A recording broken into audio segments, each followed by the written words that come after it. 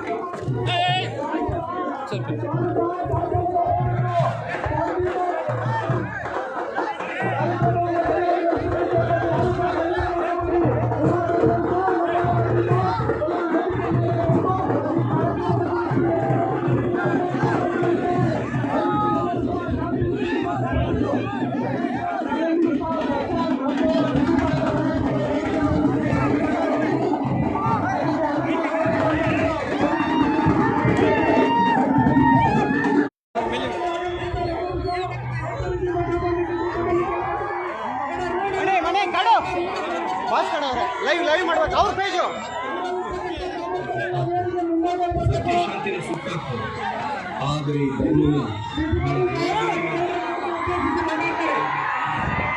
ದಯಮಾಡಿ ಎಲ್ಲ ಒಳಗಡೆ ಬನ್ನಿ ಒಳಗಡೆ ಬನ್ನಿ ಒಳಗಡೆ ಬನ್ನಿ ಎಲ್ಲ ಒಳಗಡೆ ಬನ್ನಿ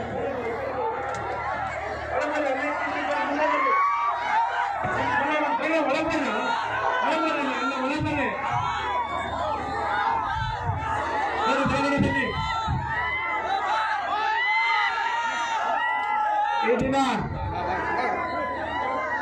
ಎತ್ತಿನಹಳ್ಳಿ ಗ್ರಾಮದಲ್ಲಿ ಒಂದು ರೈತರೊಂದಿಗೆ ಒಂದು ದಿನ ಭಾರಿ ಬೃಹತ್ ಸಭೆಯನ್ನ ನಮ್ಮ ನಿಮ್ಮೆಲ್ಲರ ನೆಚ್ಚಿನ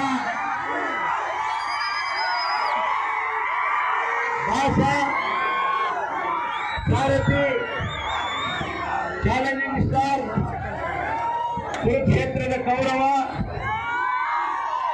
ಸಂಗೊಳ್ಳಿ ರಾಯಣ್ಣ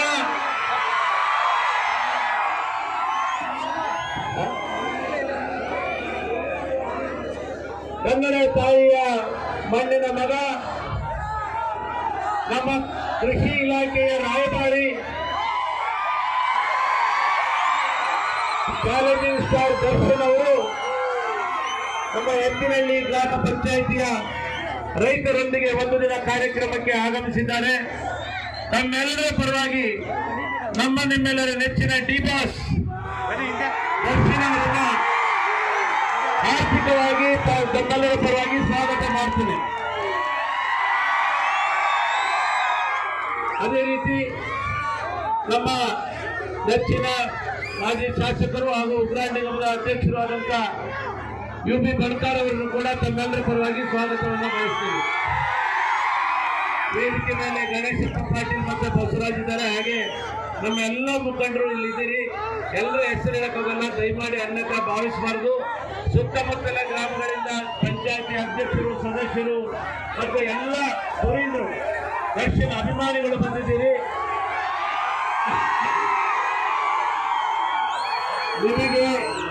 ನಿಮಗೂ ಕೂಡ ನಾನು ಸ್ವಾಗತವನ್ನ ಬಯಸ್ತೇನೆ. ಅದರ ಜೊತೆಗೆ ನಮ್ಮ ತಾಯಂದಿರು ಮತ್ತು ಸಹೋದರಿಯರು ಕೂಡ ಇವತ್ತು ದರ್ಶನ ಅವರನ್ನ ನೋಡಬೇಕು, ಅವರ ದರ್ಶನ ಪಡಿಬೇಕು, ಅವರಿಗೆ ಆಶೀರ್ವಾದ ಮಾಡಬೇಕು. ಅವರು ಕರ್ನಾಟಕ ಅಷ್ಟೇ ಅಲ್ಲ, ಇಡೀ ಭಾರತ ದೇಶದಲ್ಲಿ ಉನ್ನತ ಮಟ್ಟಕ್ಕೆ ಏರಬೇಕು ಅಂತ ಆಶೀರ್ವಾದ ಮಾಡಲಿಕ್ಕೆ ತಾಯಂದಿರು ತಾವನ್ನ ಬಂದಿದ್ದೀವಿ. ನಾವು ಬೇರೆ ರೀತಿ ಕಾರ್ಯಕ್ರಮವನ್ನು ಹಾಕೊಂಡಿದ್ದೀವಿ. ಆದರೆ ನಿಮ್ಮೆಲ್ಲರ ಉತ್ಸಾಹದಿಂದ ನಮಗೆ ಕಾರ್ಯಕ್ರಮಗಳನ್ನು ನಡೆಸೋದು ಸ್ವಲ್ಪ ಕಷ್ಟ ಆಗುತ್ತೆ. ದಯಮಾಡಿ ಒಂದು 2 ನಿಮಿಷ ಶಾಂತವಾಗಿದ್ರೆ ನಾನು ಹೇಳೋದು ಹೇಳ್ತೀನಿ. ಆಮೇಲೆ ನಮ್ಮ ದರ್ಶನ್ ಅವರು ಮಾತಾಡ್ತಾರೆ. ಈ ರೈತರೊಂದಿಗೆ ಒಂದು ದಿನ ಅನ್ನುವಂಥ ಕಾರ್ಯಕ್ರಮ ನಮ್ಮಲ್ಲಿ 99.99% ರೈತರೇ ಇರೋದು. ಎಲ್ಲ ರೈತರ ಮಕ್ಕಳೇ ಇದ್ದೀರಿ.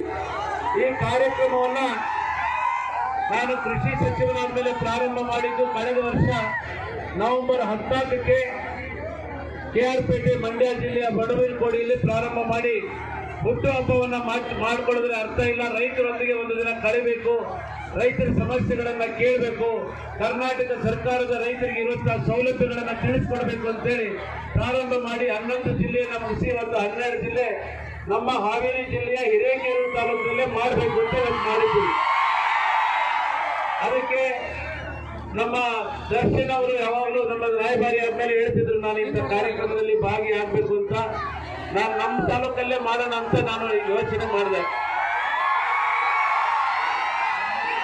ಕಳೆದ ತಿಂಗಳೇ ಮಾಡಬೇಕಾಗಿತ್ತು, ಕಳೆದ ತಿಂಗಳು 28ನೇ ತಾರೀಕು ಮಾಡಬೇಕಾಗಿತ್ತು.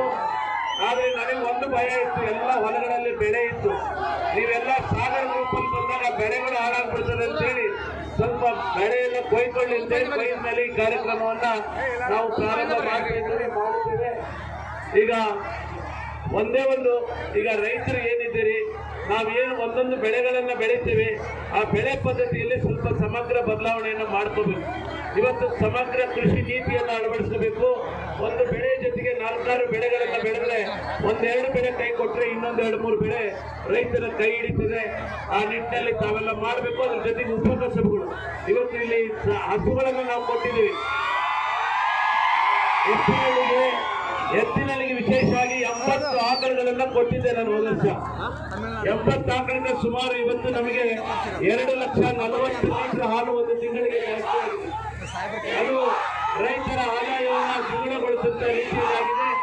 ಅದಕ್ಕೆ ನಾವೆಲ್ಲ ಇನ್ನೂ ಹೆಚ್ಚಿನ ರೀತಿಯಲ್ಲಿ ಹಸು ಸಾಗಾಣಿಕೆ, ಕೋಳಿ ಸಾಗಾಣಿಕೆ, ಕುರಿ ಸಾಗಾಣಿಕೆ ಇವುಗಳನ್ನು ಮಾಡಿಕೊಂಡು ನಮ್ಮ ಆದಾಯವನ್ನು ದ್ವಿಗುಣ ಮಾಡಿಸಬೇಕು ಅಂತ ಹೇಳ್ಕೊಳ್ತಾ, ಏನು ಎತ್ತಿನ ಬಂಡಿ ಇವತ್ತು ಬಹಳಷ್ಟು ಕಟ್ಟಿದ್ದೀರಿ. ನಮ್ಮ ರೈತ ಬಂಧುಗಳ ನಮ್ಮ ಒಂದು ಪ್ರೀತಿಯ ಸಂಕೇತ ಎತ್ತಿನ ಬಂಡಿ.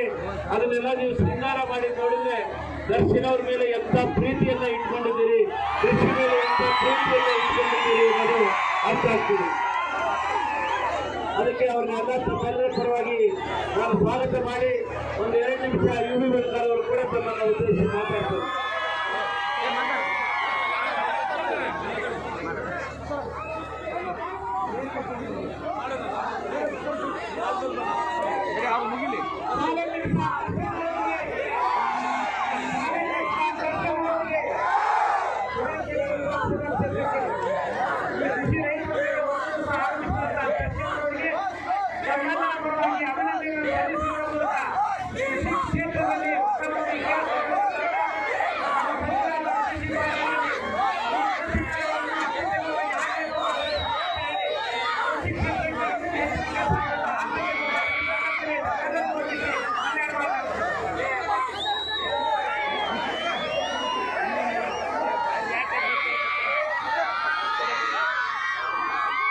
ಮಾನ್ಯ ಕೃಷಿ ಸಚಿವರಾಗಿರ್ತಕ್ಕಂಥ BC ಪಾಟೀಲ್ ಸಾಹೇಬರು ನಮ್ಮ ನಿಮ್ಮೆಲ್ಲರೊಂದಿಗೆ ಬರ್ತಡೆಯನ್ನ ಆಚರಿಸಿಕೊಳ್ತಾ ಇದ್ದಾರೆ. ಈಗ ಮಾನ್ಯ ಕೃಷಿ ಸಚಿವರು ಹಾಗೂ ದೀಪಕ್ ದರ್ಶನ್ ಮತ್ತು ಸಾಹೇಬರು ಮಾನ್ಯ ಕೃಷಿ ಸಚಿವರು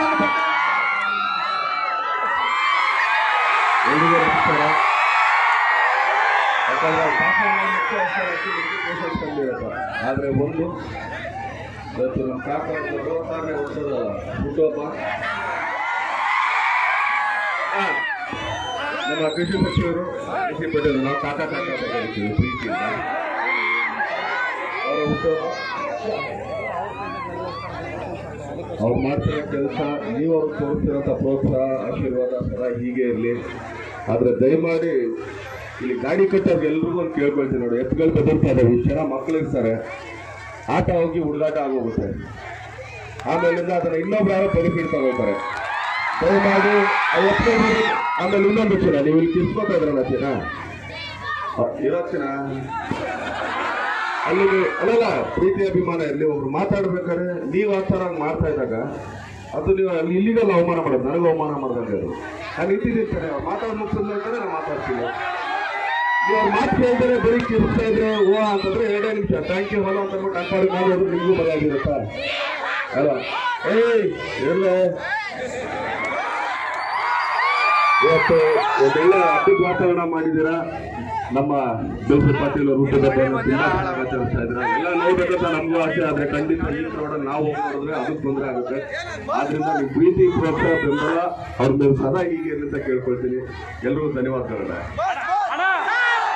ಹಾಗೇನೆ ಮನೆ ರೆಡಿಯ